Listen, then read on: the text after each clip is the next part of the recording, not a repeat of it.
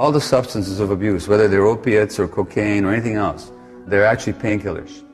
Some of them specifically are painkillers. But physical pain and emotional pain, the suffering is experienced in the same part of the brain. So when people suffer emotional rejection, the same part of the brain will light up as if you stuck them with a knife. The Eckhart Tolle says very nicely that addictions begin with pain and end with pain. So that all the addictions are attempts to soothe the pain. So when I work with addictions, the first question is always not why the addiction, but why the pain.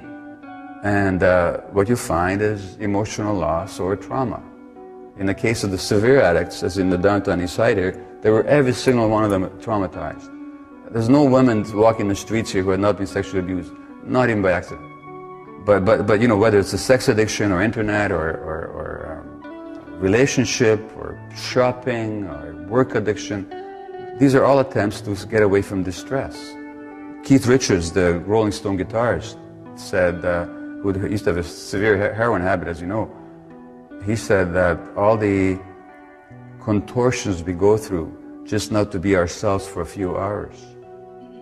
Or why would somebody not want to be themselves? Because they're in too much distress and too much pain.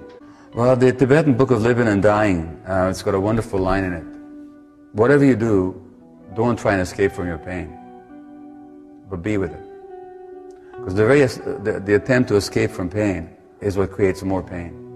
And that's the reality with addiction. Addicted people need a compassionate present which will permit them to experience their pain without having to run away from it. And all the attempts to run away, it's like another teacher says, the surest way to go to hell is to try to run away from hell.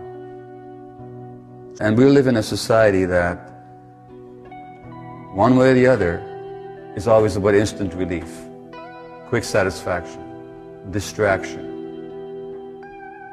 In other words, we live in a culture that is based on, both economically and psychologically, on not supporting people to be with themselves.